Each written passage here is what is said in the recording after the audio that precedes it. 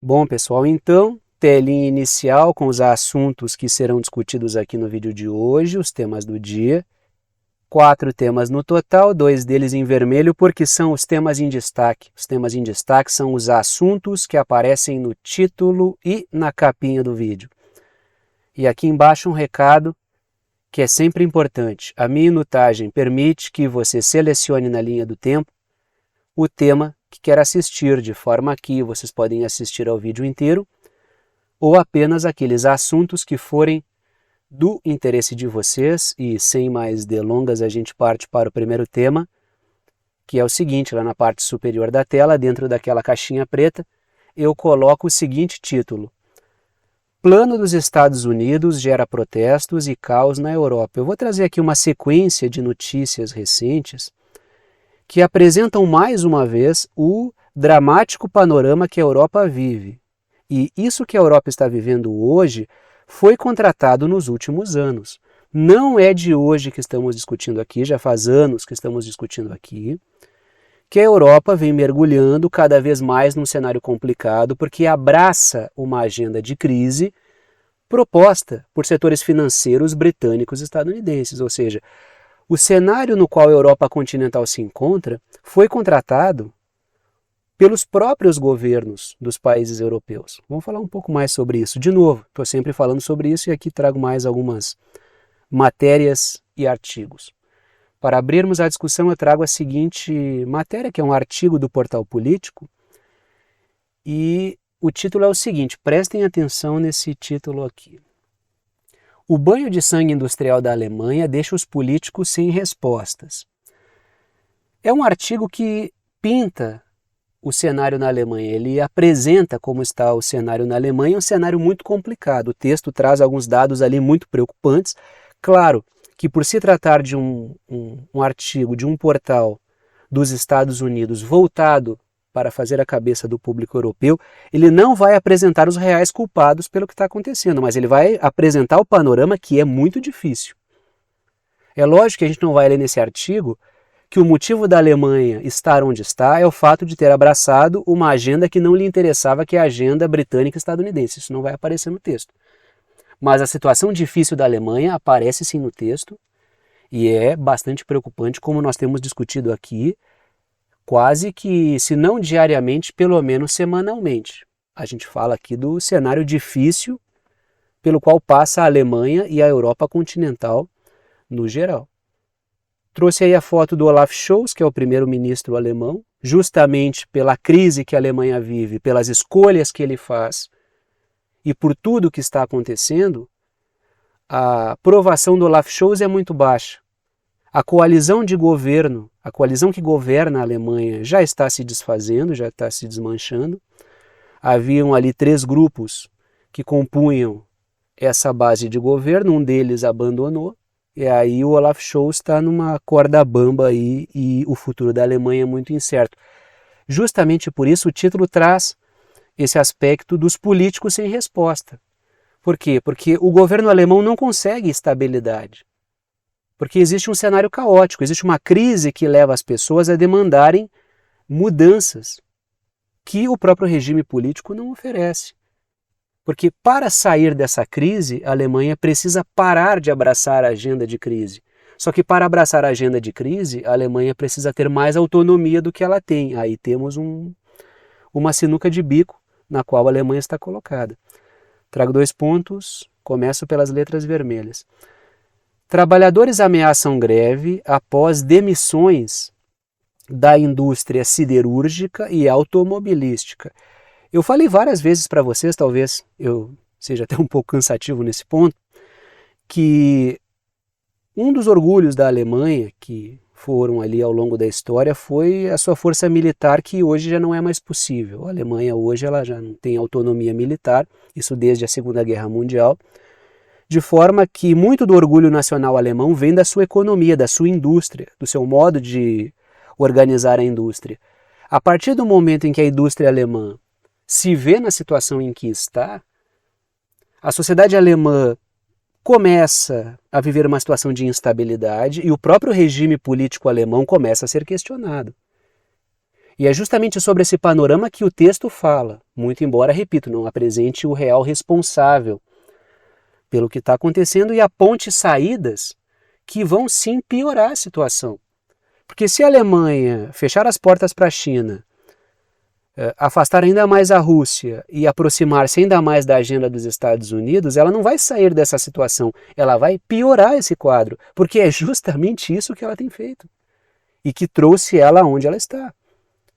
Então, esse quadro de crise da indústria alemã, que é um dos orgulhos da Alemanha, ele vai se verificar como ele vai aparecer, logicamente, no cenário político eleitoral alemão, onde o atual governo ele não tem mais o mesmo apelo eleitoral. A avaliação do governo Olaf Scholz ela é muito baixa. Por quê? Porque ele é, sim, um dos responsáveis pelo que está acontecendo. Segundo ponto, letras azuis. A Volkswagen vai fechar fábricas, isso aparece no texto, exatamente dessa. Não é literal, mas essa ideia aparece em um dos parágrafos ali do texto. Por isso que eu botei entre aspas, porque está praticamente igual ao texto. A Volkswagen vai fechar fábricas, não todas, logicamente, mas sim muitas, após 87 anos de história. Ou seja, uma empresa histórica alemã, um dos orgulhos alemães, por isso que eu sempre cito essa questão, está fechando espaços produtivos e está demitindo pessoas. A Alemanha hoje não consegue crescer, existe uma demanda para que a Alemanha faça mais, invista mais, gaste mais no setor militar. Lógico que para fortalecer o projeto da OTAN, há uma pressão para que a Alemanha apoie mais a Ucrânia. E a questão é, de onde que a Alemanha vai tirar dinheiro para fazer isso? Se ela vive essa crise brutal na qual ela está metida aí. De onde que a Alemanha vai tirar esse dinheiro? Porque esse dinheiro tem que vir de algum lugar. Ele tem que sair de algum lugar. É justamente esse impasse que levou um dos grupos que compunham o governo alemão, a coalizão, a abandonar. É essa discussão aí que ela está colocada e para a qual ninguém tem resposta, como o texto coloca. Claro que há uma resposta, mas a resposta é difícil. E lógico que um texto do Portal Político nunca vai indicar essa saída, que seria o quê? Abandonar essa agenda de crise. Letras vermelhas. Está aí a Alemanha pintada de laranja no mapa. O regime político alemão não tem conseguido dar as respostas para sair da crise econômica. O que tem crescido politicamente na Alemanha? Um setor de direita crítico dessa agenda de crise, um setor de direita alemão que ele critica o prolongamento da guerra, ele critica as decisões que são tomadas pelo atual governo e, por fazer isso, cresce, porque ele não abraça, ele não apoia a agenda de crise. Ele é diferente do que está colocado. E uma esquerda que surgiu com mais presença recentemente, que também passou a criticar essa agenda do governo. Que critica a agenda, não só do governo, como critica a agenda da OTAN. Não é que eles estejam propondo sair da OTAN. Eles estão criticando o atual comportamento e as pautas da OTAN que arrastam a Alemanha para uma crise. Estão criticando os moldes desse projeto britânico-estadunidense, desse plano dos Estados Unidos que eu coloquei no título. Por isso, tanto essa direita da AfD quanto a esquerda da Wagenknecht, que é a política alemã, tanto essa direita quanto essa esquerda estão crescendo. Por quê? Porque propõem algo diferente do que está colocado. É aí que vem alguma manifestação positiva do povo alemão, porque de resto é apatia. Para o que está no poder, não me parece que o povo alemão esteja confiando muito em mudanças ali. E justamente por isso existe um amplo trabalho do governo Olaf Scholz para, sempre que possível e dentro das suas condições muito limitadas, já que a Alemanha é preciso sempre lembrar, a Alemanha é um país ocupado militarmente pelos Estados Unidos, tá? E muito infiltrado politicamente. Então a margem de manobra ali é pequena, mas sempre que possível, principalmente perto de eleições, o governo sempre se afasta de algumas agendas, como o pessoal gosta de dizer na rede, algumas agendas políticas mais tóxicas, que fazem com que o governo alemão perca votos. Mas isso se dá principalmente em momentos eleitorais.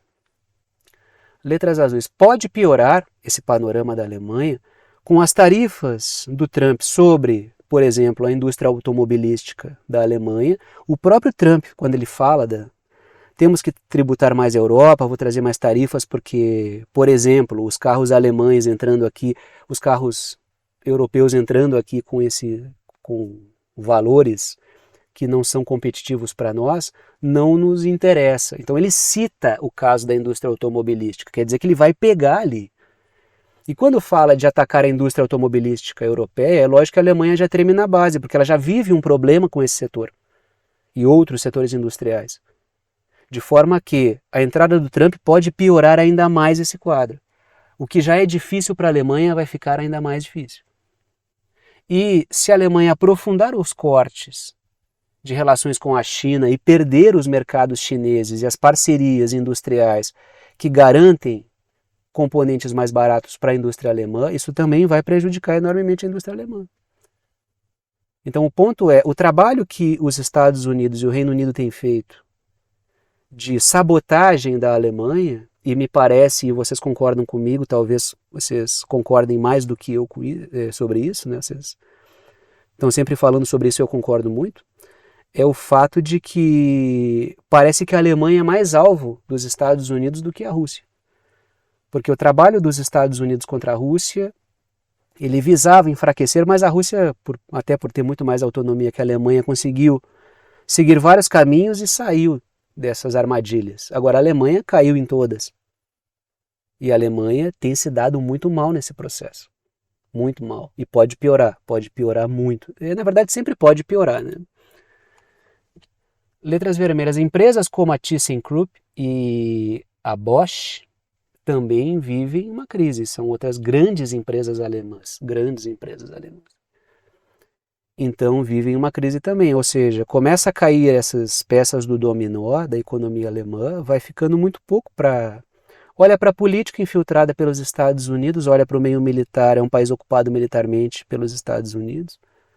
A OTAN é um coturno anglo-yankee pisando o pescoço da Europa continental, e olha para sua indústria completamente submetida. O que resta para o povo alemão no meio disso tudo? É muito difícil encontrar muitos motivos de orgulho no meio de uma situação como essa, né? Letras azuis. A Volkswagen, ela não consegue acompanhar, por exemplo, os avanços no setor de carros elétricos, como ocorre no caso da BYD, que é chinesa, e da Tesla, que é Yankee. Então percebam que no meio disso tudo, dos Estados Unidos e China, a Europa acaba sendo esmagada por essa competição. E lógico, os Estados Unidos drenam o crescimento europeu para ele. Por isso que mantém os índices de crescimento ainda melhores do que muitos países europeus. Porque está drenando esse crescimento. É uma relação, sim, parasitária. É uma relação parasitária.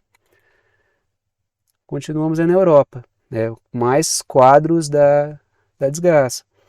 O chefe da OTAN, o novo chefe da OTAN, que é o Mark Rutte, ele ocupa o lugar que era do Stoltenberg, é holandês, o Mark Rutte. Ele visita a Grécia hoje em meio a protestos. Claro que essa matéria não é de hoje ainda, mas é recente. E ele visitou a Grécia e foi recebido com vários protestos. Isso não foi, digamos assim... Ele foi lá no momento em que aconteceram os protestos e foi um acaso, não. Os protestos aconteceram porque ele foi lá. Muitos dos protestos que ocorreram, porque alvos da crítica dos protestos eram a própria OTAN. Os cartazes criticavam a OTAN, houve um movimento pesado contra essa agenda da OTAN, que promove o caos na Europa. E detalhe, se vocês assistirem aí os vídeos, o que eu estou falando nos últimos anos, tem gente que me acompanha aqui há bastante tempo, sabe que a gente já está falando disso, basicamente disso. Letras vermelhas, está aí o Mark Rutte na foto e a Grécia pintada no mapa. Os protestos criticaram a presença militar dos Estados Unidos no país e o apoio à Ucrânia e a Israel, que prolongam as guerras. E além dessas guerras gerarem um aumento da crise que piora o quadro econômico europeu, e a gente sabe muito bem que a Grécia ela sente pesado quando uma crise bate, aí tem um histórico recente disso, também é o fato de que existe uma pressão por mais gastos com a questão militar. Isso vai irritando parcelas da sociedade que vão bancando cada vez mais aventuras militares que não melhoram a vida da população da Europa continental, e dinheiro que poderia estar alocado no bem-estar da sociedade acaba indo para o setor de defesa, e o pior, não é nem para aumentar a soberania dos países europeus. É para aumentar guerras que nem melhoram, e muito pelo contrário, pioram a vida do povo europeu. Se esse dinheiro saísse de alguns setores para ir para o setor de defesa do país, para melhorar a sua defesa e aumentar a sua soberania, tudo bem. Mas haveria uma discussão interna sobre o dinheiro sair daqui e para lá. Então tem uma discussão de alocação de dinheiro. Mas é um setor nacional discutindo com outro setor nacional sobre a alocação de dinheiro. Agora, o brabo é o cara tirar o dinheiro da população grega, do orçamento que vai para o bem-estar do povo grego, e colocar num projeto que é transnacional. Isso aqui não dá. Por isso, no protesto, letras azuis, grupos pediram a saída da OTAN, pediram a saída da Grécia da OTAN, para ter uma ideia. Se tem setores alemães que criticam a agenda, mas não pedem para sair da OTAN, alguns setores, já tem setor que pede. Agora, vários no protesto queriam a saída da OTAN. Aí é uma outra questão. Porque querem mais dinheiro para a saúde e educação. Vai dizer, mas aí como é que eles vão se defender? O grande problema do dinheiro que vai para os projetos da OTAN é que não é para defender a Grécia. A OTAN, ela é uma ocupação militar de setores financeiros britânicos e estadunidenses na Europa continental. Se esse dinheiro saísse para o setor de defesa grego para melhorar a sua defesa e a sua soberania, seria discutível. Agora, para enriquecer o projeto dos Estados Unidos, por exemplo, isso não tem nem discussão. Esse que é o problema. O cara vivendo cada vez pior, uma crise que detona salário, detona renda, aumenta o preço das coisas, o preço de tudo. O cara se vê cada vez mais pobre, cada vez pagando mais e mais imposto, e esse dinheiro vai para projetos malucos transnacionais de oligarquias financeiras que vivem a sua vida inteira, gerações e gerações de malucos ricaços que bancam com o dinheiro da população e com o trabalho da população aventuras transnacionais e guerras variadíssimas ao longo da história. E isso que irrita, vai irritando a população, né? Continuamos aí no panorama europeu porque um membro da OTAN, um país membro da OTAN, diz à aliança, a OTAN, para não enviar tropas para a Ucrânia. Isso aí vem depois daquela conversinha que foi apresentada numa matéria do Le Monde, que é um jornal francês, que Reino Unido e França estavam cogitando mandar tropas da OTAN para a Ucrânia. Aí veio a Estônia, o governo da Estônia, que está pintado de laranja forte aí no mapa, e disse, não, só um pouquinho. Deve dizer, mas os países bálticos são tão ousados, gostam sempre de falar mais grosso, que querem guerra, por que recuaram? Bom, por esse mapa que a gente vê aí, letras vermelhas antes, né? O governo da Estônia diz que é preciso dar armas, apoio com armas para a Ucrânia, mas não enviar tropas para a guerra, porque isso pode gerar uma guerra entre OTAN e Rússia. Bom, aí a Estônia é membro da OTAN. Olhem ali, sabendo que Bielorrússia, é aliado da Rússia, e a Rússia está pintada de amarelo. Estônia, Letônia e Lituânia, que são esses 3 países bálticos aí, estão super expostos. Aquele território amarelinho do lado da Lituânia, entre Lituânia e Polônia, aquilo ali é Kaliningrado, é a Rússia também. Então tem uma zoninha de degola ali entre a Bielorrússia e Kaliningrado, que é uma conexãozinha com a Polônia. Mas fora isso, e lógico, o norte ali que tem o Mar Báltico, e ao norte tem Suécia e Finlândia, que não aparece no mapa, ou só pedacinhos na verdade, são países expostos por uma incursão terrestre. Então se tiver guerra, esse pessoal vai se dar mal. Aí começa a pensar direito. Porque a partir do momento em que esfria o fronte na Ucrânia, a OTAN, os Estados Unidos, vão querer desviar o foco para outro lugar de tensão. Porque a tensão, o show não pode parar. Se tudo parar agora, todo mundo vai ver o que aconteceu. O que aconteceu é a Rússia venceu. Então tem que deslocar a atenção para outro lugar. O que esse pessoal começa a calcular? Opa, mas só um pouquinho. O que está acontecendo aí? Começa a botar na balança e ver que é o próximo foco de tensão. Então sai de lá e vem para cá, e aí? Eu olho no relógio, dou 10 segundos e a Rússia já atropelou a gente. Então o cálculo começa a ser mais realista quando a coisa começa a esquentar próximo do território. Letras azuis. Se a guerra estourar, a Estônia é um país vulnerável a incursões. E lógico que a Estônia sabe disso. Contingente militar pequeno, aí a OTAN tem que mandar bastante pessoal para os países bálticos, a Alemanha tem um trabalho nisso, a Polônia tem um trabalho nisso, mas estão vendo muito bem o que significa ser uma bucha de canhão dos Estados Unidos. Olha o que aconteceu com a Ucrânia. Virou uma arma dos Estados Unidos, uma arma da OTAN, com a diferença de que a Ucrânia foi até pior, porque não era e não é nem membro da OTAN. Aí olhem onde é que se encontra a Ucrânia hoje, né? Em que situação que ela se encontra. Mais gente reclamando da agenda da OTAN. E mais um membro da OTAN, detalhe, né? Isso que é importante falar. Falamos aqui da Alemanha, falamos da Estônia, falamos da Grécia, agora falo da Turquia. Todos esses aí são membros da OTAN. Todos. Trago a seguinte matéria. A Turquia está em negociações com os Estados Unidos e a Rússia numa tentativa de levantar as sanções dos Estados Unidos contra as empresas russas, ou contra empresas estratégicas ali que importam para a Turquia. Letras vermelhas. Sanções dos Estados Unidos sobre o Gazprom Bank, que é um banco, impedem a compra do gás russo pela Turquia. Isso atrapalha a economia russa, que importa quase todo o seu gás. E isso gera percalços energéticos, produtivos. Bom, a Alemanha sabe muito bem desses percalços aí, a Europa no geral sabe muito bem, e a Turquia, que tem um pé na Europa e um pé no Oriente Médio, ali um pé na, né, digamos assim, uma posição geográfica de transição ali, sabe muito bem que isso é problemático. A Turquia quer entrar na União Europeia, né? O difícil é que é a União Europeia que não quer a Turquia dentro do bloco. Mas a Turquia tenta trabalhar sempre botando um pé em cada canoa. Olha, eu tenho os meus interesses na OTAN, porque eu sou um membro da OTAN, mas eu também tenho outros interesses. Ela mantém um pé em cada canoa. E conforme as canoas se afastam, a Turquia vê que pode cair na água, e ela faz esses movimentos aí para tentar evitar. Mas é lógico, isso que está acontecendo aqui, de sanções contra empresas russas, visa o quê? Visa forçar os países da OTAN a cortarem suas relações com a Rússia. Então, o que a Turquia está gritando aí é, opa, mas... Agora, tem uma coisa que é importante. É óbvio, isso está evidente, que a OTAN está se fechando numa bolha. E a Turquia faz parte da OTAN. Não sei se em algum momento ela não vai ter que tomar uma decisão. A Turquia é parte da OTAN, quer entrar na União Europeia, mas também quer entrar nos BRICS. A questão é até que momento a Turquia vai conseguir fazer esse tipo de movimento e não vai ser forçada pela OTAN a fazer um aceno mais claro para um dos lados.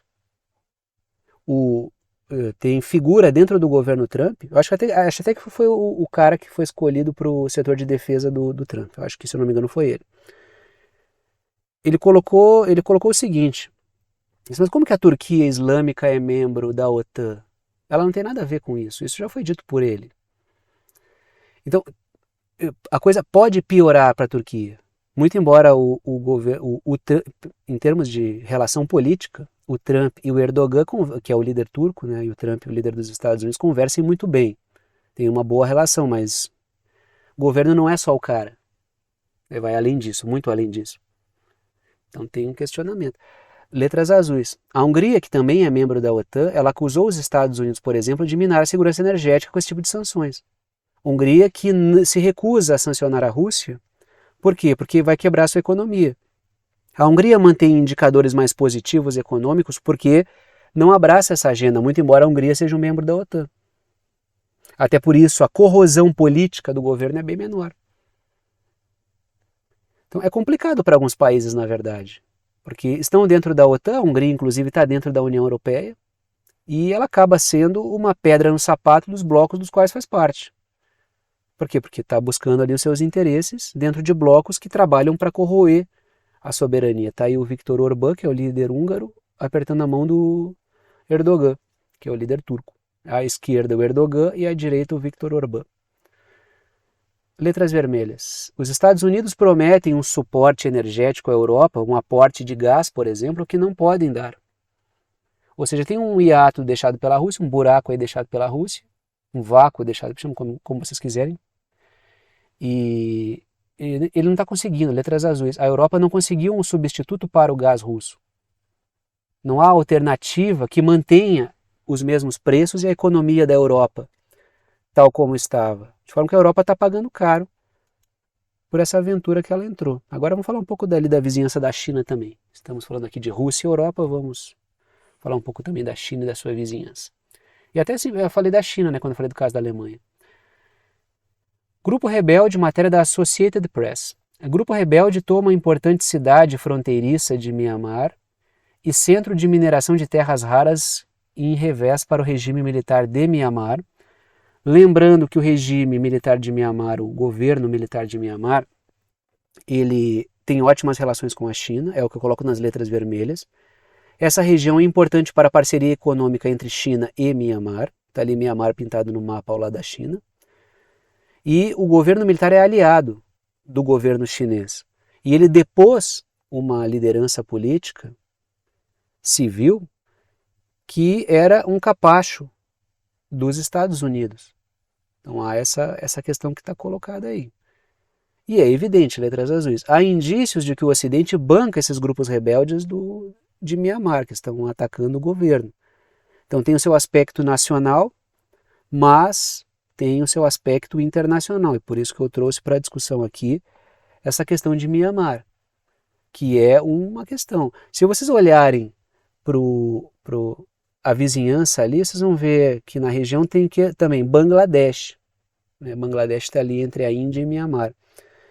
E Bangladesh teve uma revolução colorida que levou ao poder um governo alinhado com os Estados Unidos. E a governante que caiu por quê? Porque ela se recusou, segundo ela própria, a permitir uma base dos Estados Unidos em Bangladesh. Aí esse governo de Myanmar está sendo atacado. Letras azuis. Há indícios de que o Ocidente banca grupos rebeldes no país, que é o que eu falei agora. E Myanmar tem outra questão importante para o Ocidente, que é a sua produção de ópio. Os Estados Unidos perderam a sua condição no Afeganistão e precisam de um outro centro produtor de ópio. E Myanmar está aí. Então, Myanmar é um ponto importante. E eu já repito, sempre falo isso. Quem quiser ver ali um país onde a Revolução Colorida ela teve vários estágios muito bem definidos, dá uma olhada na situação de Myanmar. Protestos com slogans, com gente treinada, com câmeras de alta resolução, com trabalho de internet bem feito. Aí vem repressão do governo, os protestos crescem, aí aparecem grupos mais bem treinados, já violentos, aí a coisa descamba e começa a virar uma guerrilha étnica e aí a coisa sai de controle. E hoje o governo de Myanmar tem uma situação muito complicada diante de si. O caso de Myanmar é um bom estudo de caso para quem quer entender na prática, né, a questão da guerra híbrida, revolução colorida, essas coisas. Eu sempre, claro, até pela característica do canal, eu sempre acho mais interessante ver o processo no ato, assim, não trazer um vídeo sobre conceito de guerra híbrida, conceito de revolução colorida, e sim ver esses processos acontecendo, né, no dia a dia. Eu acho bem mais interessante, bem mais útil também. Dá uma visão mais dinâmica da coisa, menos teórica. E aí, vamos falar do entorno de outro vizinho da China também, vizinho da Índia ali, né? Que é o Paquistão. Autoridades paquistanesas começam a expulsar apoiadores do Imran Khan da capital após confrontos mortais. Não é de hoje isso, mas embora faça um tempinho que eu não fale aqui sobre o caso do Paquistão, eu falei bastante sobre essa questão do líder preso lá, que é o Imran Khan. E o Imran Khan ele foi derrubado, segundo ele próprio, e acho que isso é bastante evidente.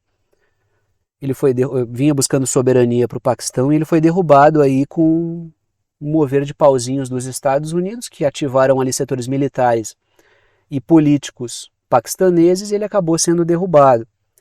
Aí ele foi preso, por quê? Porque ele é uma liderança popular muito forte. Ele coloca muita gente na rua, não é meia dúzia de contratados sacudindo bandeira, é protesto grande pra caramba, entendeu?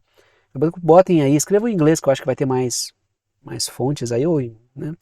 Coloquem protestos Paquistão e Imran Khan, vocês vão ver que é uma enorme quantidade de gente na rua, muita gente. Ele é um cara muito popular, já foi jogador de cricket, e que é um esporte popular no Paquistão.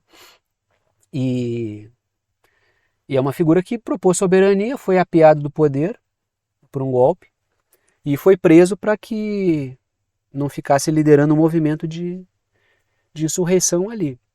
E aí as pessoas não saíram da rua. Inclusive, em vários desses eventos aí, a esposa dele é que está liderando esses movimentos aí. E que não param, entendeu? Eles são movimentos que têm força há bastante tempo. Letras vermelhas. Manifestantes protestam contra a prisão do líder político Imran Khan há mais de um ano que ele está preso já. Um bom tempo que ele está preso. Letras azuis. O Imran Khan, ele denunciou a atuação dos Estados Unidos no golpe que o derrubou. Inclusive, um dos processos que ele tem é por ter revelado documentos que revelam a atuação dos Estados Unidos. Um dos processos fala que ele cometeu ali uma ilegalidade por abrir documentos sigilosos, mas como é que ele ia provar que os Estados Unidos estavam participando se ele não abrir esse documento? Então tem um monte tem uma tonelada de processos, tem centenas acho que tem mais de 100 processos contra o cara, entendeu? Que é para ele não sair mesmo, se ele sai de um eu pego ele no outro. Então truncando todo o meio de campo para ele lá.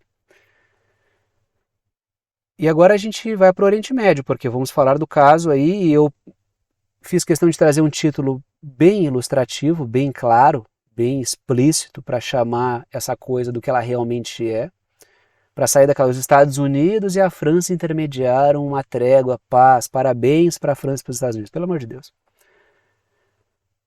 Lá na caixinha, na parte superior da tela, eu trago o seguinte título: Rival derrota Israel, que bate em retirada, ou seja, o Hezbollah impôs mais uma derrota a Israel. A gente já viu aí na história recente isso acontecer. Israel tenta movimentos contra o Hezbollah e o Hezbollah vence. Foi o que aconteceu agora. Agora sim, essa trégua que foi dada aí de 60 dias, ela está muito gelatinosa ainda. Pelo menos estou gravando o vídeo dia 27 de novembro, final de tarde, início de noite, 12 horas antes em relação ao momento que vocês vão assistir esse vídeo, que eu programo ele para 6 da manhã. E até agora essa trégua está muito gelatinosa.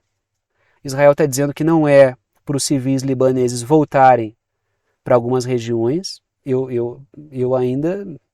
Aquela coisa de confiar no que Israel está falando ali. É muito complicado. Os civis já estão voltando, por óbvio, né? Querem retomar a vida. Mas eu ainda acho bem gelatinosa. Se a gente pensar em termos gerais, essa saída foi uma batida em retirada estratégica para Israel, porque estava tendo um trabalho terrível. Mas Israel estava bombardeando, sim, porque é o que Israel costuma fazer. Quando ele enfrenta o grupo adversário, ele tem dificuldades. Como ele tem dificuldades com o Hamas, que é muito mais fraco do que o Hezbollah. O Hezbollah é muito mais poderoso do que o Hamas. O Hezbollah tem muito mais poder de fogo, tem uma capacidade maior. E já contra o Hamas já não está fácil. Israel está matando muito civil. Isso Israel faz e bem a gente está vendo. Muita mulher, muita criança, muito idoso, isso Israel faz. Está detonando estruturas urbanas, inclusive detonando locais históricos, locais sagrados para várias religiões. Vi Israel aí bagunçando e fazendo piada, inclusive com cristãos no Líbano. Então não é só contra o Islã que Israel faz essas barbaridades. Faz muito disso na Cisjordânia também. Tem vários grupos cristãos lá que reclamam que são alvo de assédio o tempo inteiro. Então Israel faz uma verdadeira bagunça. Agora, quando ele tem que ir no frente a frente com o adversário armado, a coisa muda de figura. O Hamas está dando um trabalhão, e olha que o Hamas, perto do Hezbollah, é bem mais fraco. E foi o que a gente falou. Israel, ele não tem condição de segurar uma guerra em duas frentes. E isso aconteceu, ficou evidente. Israel teve muito problema contra o Hezbollah. Eu trouxe várias matérias aqui. É lógico que a mídia corporativa ela omite isso. Ela traz o cessar-fogo como assim, uma dádiva que Israel deu para os homens, entendeu? Mas na verdade Israel foi pressionado por força da circunstância a fazer isso, pela dificuldade que vinha tendo. Então isso é bater em retirada. Trago a seguinte matéria. Uma pesquisa feita pela mídia israelense ela aponta que uma grande maioria dos israelenses acredita que Israel não derrotou o Hezbollah, porque ele não derrotou o Hezbollah. Então o pessoal está vendo certo nesse caso. O Hezbollah não foi derrotado, nem perto disso. Lideranças foram mortas, comandantes foram mortos, mas o Hezbollah seguiu atuando por causa da sua estrutura descentralizada. E Israel, como em anos anteriores, também não conseguiu promover avanços e teve que se retirar dos seus confrontos com o Hezbollah. Está aí na foto o Ben-Gvir falando com o Netanyahu. Por que eu trago essa foto? Porque letras vermelhas. O Ben-Gvir disse, tá? Que ele é um político, um ministro do governo do Netanyahu. Ele diz que Israel falhou nos seus objetivos no Líbano. Por quê? Porque falhou nos seus objetivos no Líbano. O Hezbollah derrotou a invasão terrestre de Israel. Israel não conseguiu atingir os seus objetivos. Despendeu uma enorme quantidade de tropas e não conseguiu consolidar pontos. Perdeu letras azuis. Israel sofreu muitas perdas de soldados e de equipamentos. E isso foi o que empurrou Netanyahu para tomar essa decisão. O Netanyahu foi convencido pelo Macron e pelo Biden. Isso é propaganda da mídia, propaganda da OTAN. O Netanyahu viu uma porta de saída de uma situação, de um buraco em que ele se meteu quando tentou lutar contra o Hezbollah. Pode ser que ele volte atrás e retome essa incursão, porque a imagem dele sai degradada? Pode ser, porque isso é uma derrota. Pelo que estava dado, Israel sofre uma grande derrota para o Hezbollah. E não é a primeira vez. Não é a primeira vez. Letras vermelhas. Ele disse que ainda não há segurança, o Ben-Gvir, no norte de Israel, que é outro fracasso de Israel. E não há. O Hezbollah, ele é solidário a Gaza. E ele pode seguir em solidariedade a Gaza atacando o norte de Israel. Ah, mas isso aí vai frustrar o cessar-fogo. Mas quem vai determinar como essa coisa vai andar ou não são os grupos que estão se enfrentando. O que Israel não quer hoje é retomar isso aí. Por quê? Porque isso é um esforço enorme e um enorme peso para Israel manter duas frentes. Até porque me parece, o Netanyahu já falou isso, ele quer se dedicar muito provavelmente a atacar outras forças, como ele já ameaçou o Iraque. Alguns grupos que atuam no Iraque e que são apoiados pelo Irã. Então ele pode transferir, para poder abrir esse fronte, ele tem que fechar algum. Letras azuis. Israel sabia que não conseguiria manter uma guerra em duas frentes. A gente discutiu muito isso antes de Israel tentar essa incursão terrestre, que Israel não tinha perna para tudo isso. Ou a OTAN entra, ou Israel sozinho não segura. E não está nem sozinho, Israel está com todo o armamento da OTAN. E a atuação direta da OTAN quando é atacado.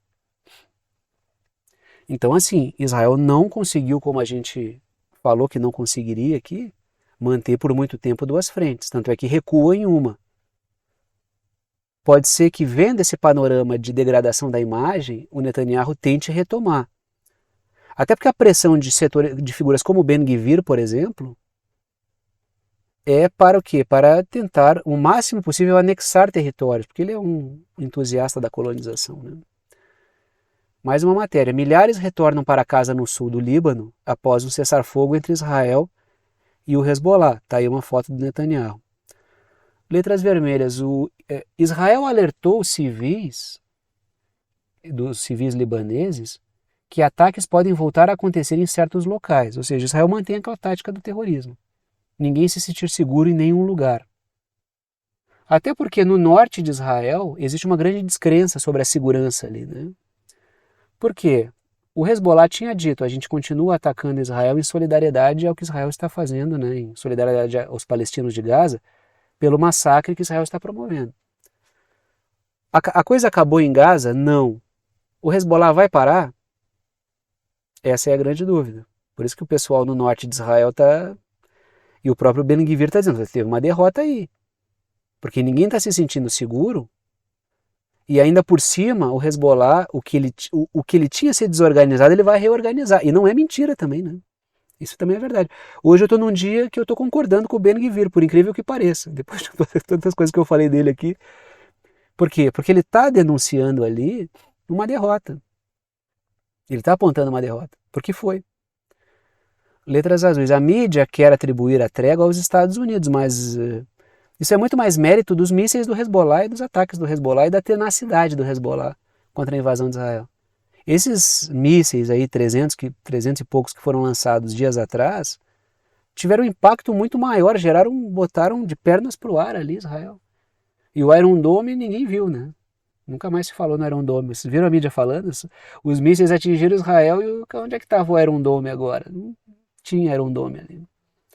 Na verdade, os sistemas de defesa de Israel, que não são só o Iron Dome, sempre tiveram muitos problemas com o armamento usado pelo Hezbollah, que sempre passou com uma relativa facilidade ali.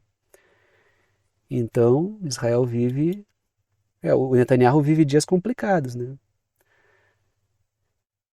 Continuamos nesse tema, porque o exército do Líbano diz que está tomando medidas para se redistribuir para o sul enquanto a trégua entra em vigor.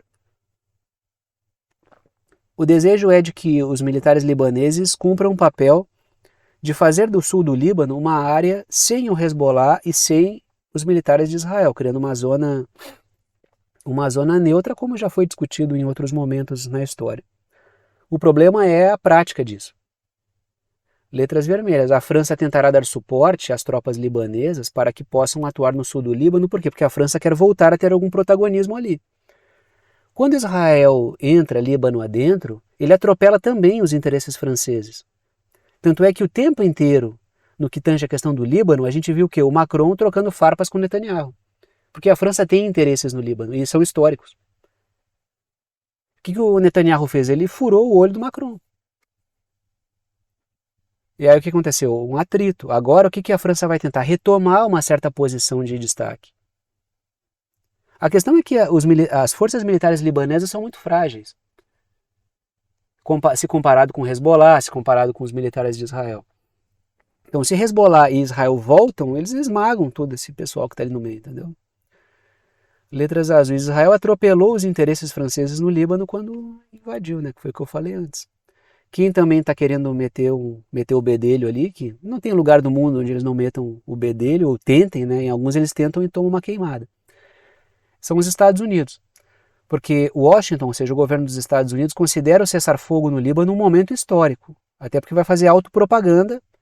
E também porque, letras vermelhas, o acordo de cessar-fogo permite que os Estados Unidos enviem seus militares para o sul do Líbano. A gente vê o quê? França e Estados Unidos se bicando de novo por um protagonismo na região. E, lógico, letras azuis, França e Estados Unidos seguirão tentando enfraquecer o Hezbollah, que também é um adversário, justamente pelo fato do Hezbollah, que é um grupo libanês, um grupo político libanês, propor a soberania libanesa, é que o Hezbollah é um adversário dos Estados Unidos e da França e da OTAN no geral, assim como é de Israel. Então também não convém confiar nesse pessoal tanto quanto não se confia nas intenções de Israel. Ah, mas é um grupo político com armas, sim, são atacados com armas, querem que se defenda como? Com flores? Então, não tem como, né? São atacados de maneira brutal, respondem de maneira brutal. Isso é uma coisa evidente, violência contra a violência. Né? Aí a gente vem para a América Latina, vamos falar aí do caso da Argentina mais uma vez, porque a Argentina envia soldados para treinarem, né, nos Estados Unidos, é para treinarem nos Estados Unidos. Né? Mais uma vez o governo argentino envia tropas para treinamento militar nos Estados Unidos. Então, surpresa zero. Outra coisa que eu vou dizer, tá aí a foto do Javier Milei. Acho que nem precisa apresentar, ele está mais do que apresentado. E outra coisa que eu vou dizer que não vai surpreender ninguém. Um outro momento recente no qual as tropas argentinas militares argentinos, foram para os Estados Unidos para treinar foi durante o governo do Maurício Macri. Também não tem surpresa nenhuma, porque é um outro governo das mesmas características do Milei, não à toa, faz parte do governo Milei. Letras vermelhas. O governo de Maurício Macri também enviou tropas para treinarem nos Estados Unidos, porque também era outro capacho dos Estados Unidos. Então, é uma retomada de um mesmo governo, mas com outra cara. Ah, mas por que não o Macri de novo? Porque o Macri, o estilo Macri já ficou, ele ficou marcado. Por assim, não, nada que pareça com o Macri eu quero mais na Argentina. Aí vem o Javier Milei com uma roupagem, né? Ah, ele é anarcocapitalista, ele é ANCAP, ele é um neoliberal. Ele é neoliberal. Então ele é um Macri 2.0, com um discurso estridente, com ataques ao sistema, toda essa bobajada que a gente já vê esses setores fazerem aí, que no final eles são a mesma coisa, né? São apoiadores dos interesses transnacionais e figuras que atacam dia e noite a soberania do país e atacam os setores produtivos do país. É a mesma coisa. Então ele tem o mesmo comportamento capaz dos Estados Unidos, defensor dos interesses transnacionais. Letras azuis. Os militares dos Estados Unidos estão cada vez mais instalados na Argentina também.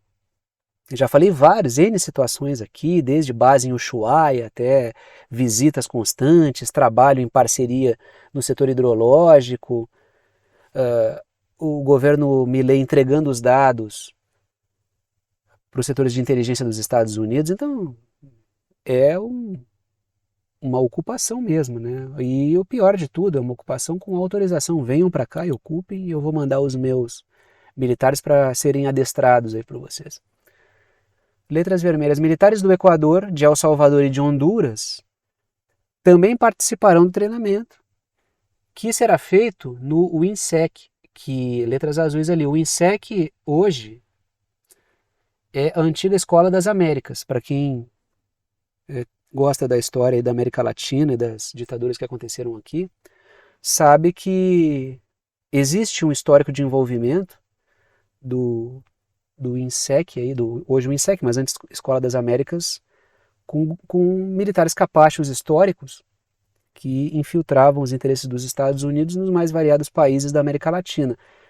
Mudou o nome, mas a função continua a mesma. Os caras vão lá serem treinados para certas funções e principalmente ideologicamente.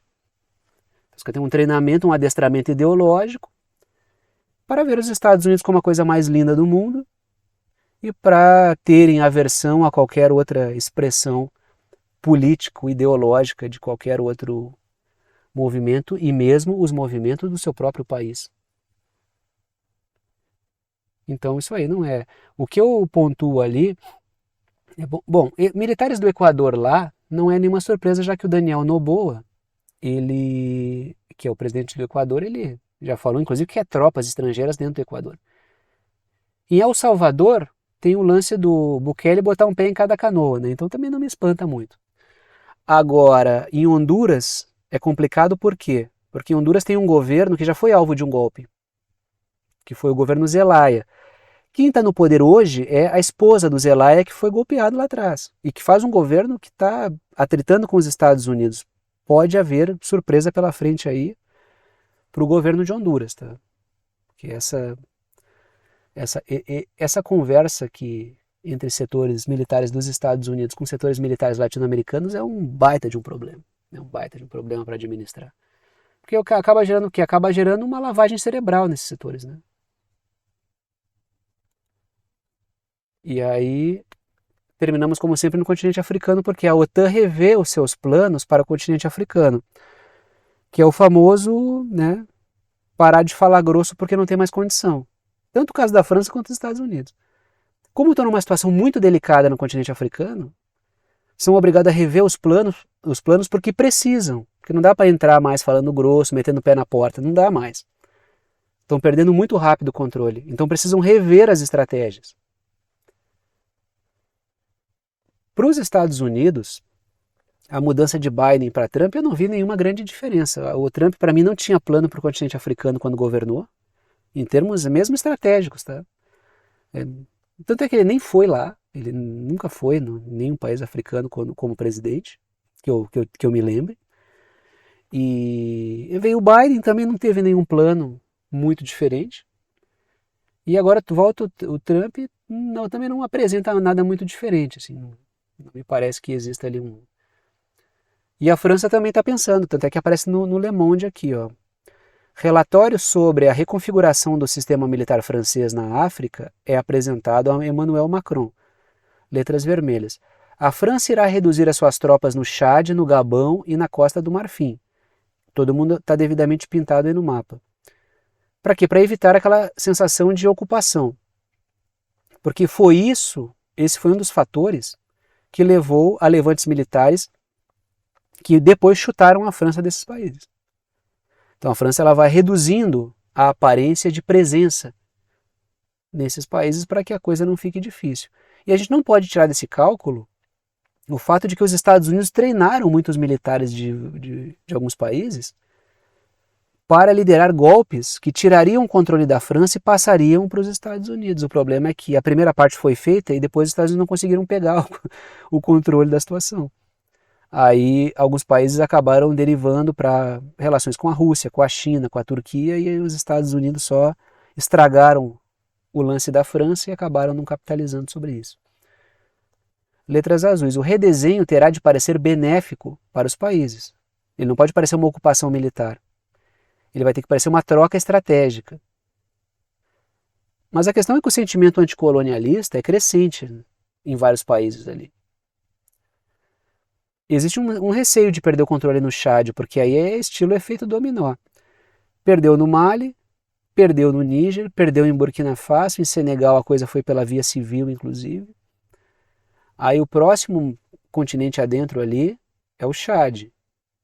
E o Chad ainda tem, né? O Idriss Déby ainda tem. Não é Idriss. Idriss Déby é o pai dele, né? Esse aí é o Mahamat Déby, eu acho, não, é o governante do Chad hoje. Né? Mas é bom, que seja, depois eu confirmo. Mas ele é filho do Idriss Déby, eu não sei se ele também é Mahamat Idriss Déby ou se é só Mahamat Déby, enfim. Mas a questão é a seguinte, né? Também começa um receio de perder controle no Chad.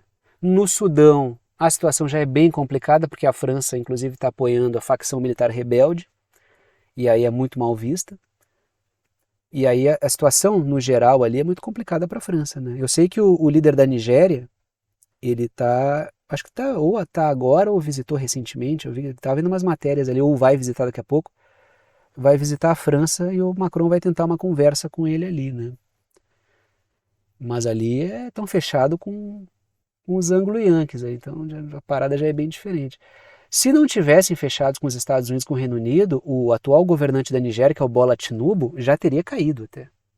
Ele é uma figura que não consegue ter o controle da situação. Até porque ele é um administrador ligado aos interesses transnacionais das petroleiras. Ele é um cara colocado ali. Né? E, claro, tem todo um apoio transnacional. Isso aí eu já falei, as letras azuis ali. Agora os Estados Unidos. A Casa Branca diz que não forçará a África a escolher entre os Estados Unidos e a Federação Russa. Sabe por quê? Porque não podem. Se pudessem, fariam. Quando os Estados Unidos não forçam, é porque eles não conseguem forçar. Porque se pudessem, fariam. Letras vermelhas. Os Estados Unidos bancaram golpes militares, mas não conseguiram capitalizar, que foi o que eu falei agora há pouco.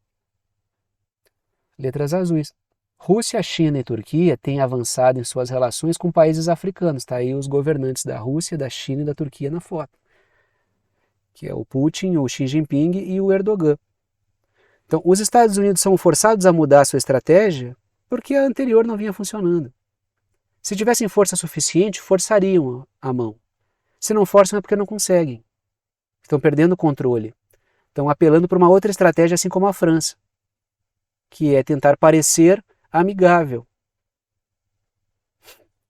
Mas, né, repito, a desconfiança com os Estados Unidos e com a França em vários países africanos é muito grande. E merecidamente, né, por tudo que esse pessoal fez ao longo da história no mundo. E aí chegamos ao momento final do vídeo, o momento de passar o chapéu, pedir apoio financeiro para aqueles que gostam, querem e podem apoiar o canal, para aqueles que veem que o canal é importante para a formação da sua compreensão sobre temas internacionais e geopolíticos. Sempre comento com vocês que apenas os anúncios e propagandas que aparecem ao longo do vídeo não garantem a existência do canal.